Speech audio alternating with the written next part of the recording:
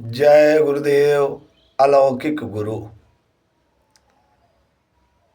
यह नाम किसी इंसान का नहीं है, उस भगवान का है, उस परमात्मा का है, उस प्रभु का है। गुरु प्रेमियों, इस नाम के आधार पे हमको माला भी करना है, सुमिरन भी करना है, भजन भी करना है और ध्यान भी करना है। लेकिन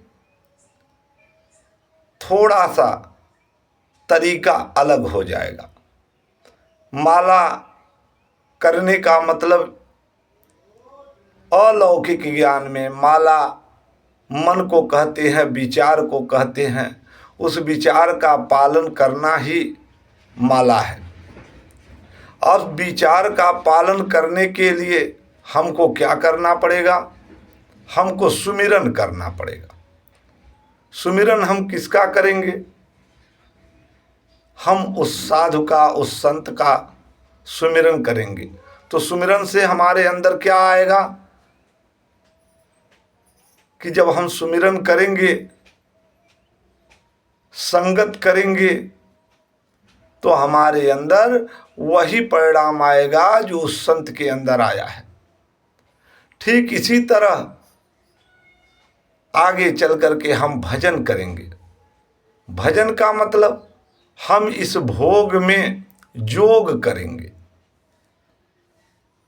भोग क्या है? यह शरीर है। और जोग क्या है?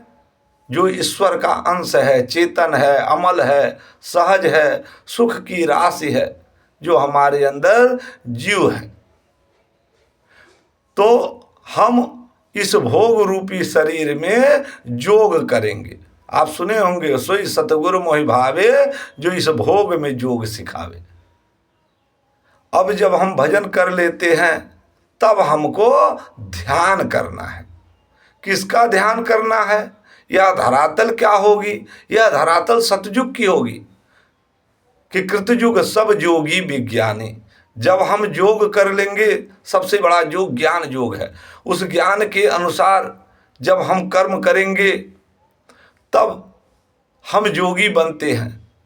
और उसी धरातल को गोस्वामी जी बता रहे हैं, कृतयुग सब जोगी विज्ञानी और कर हरि ध्यान तरह भव प्राणी।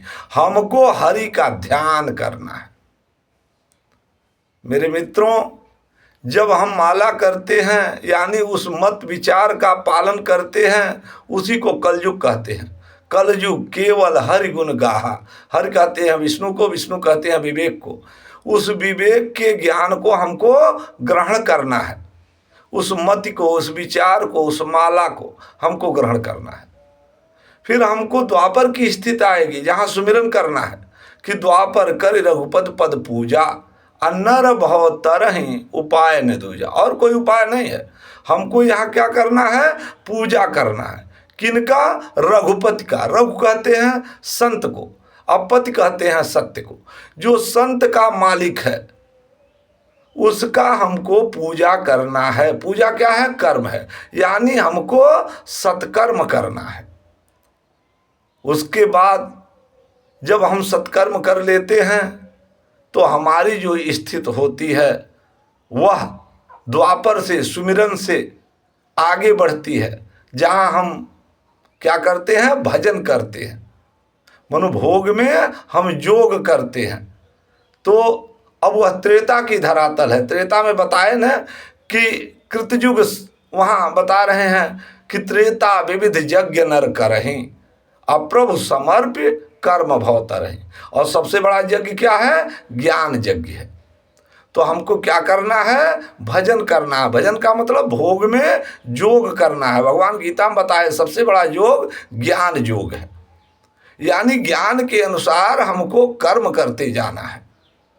और अगला पड़ाव जो होगा वह सतयुग का होगा, जहाँ हमको ध्यान आएगा। किसका ध्यान आएगा? हरि का। हरि कहते हैं विष्णु को, विष्णु कहते हैं विवेक को। अलौकिक ज्ञान के अनुसार तमाम रहस्यों की जानकारी आप तमाम पुण्यात्माओं तक पहुँचेगी।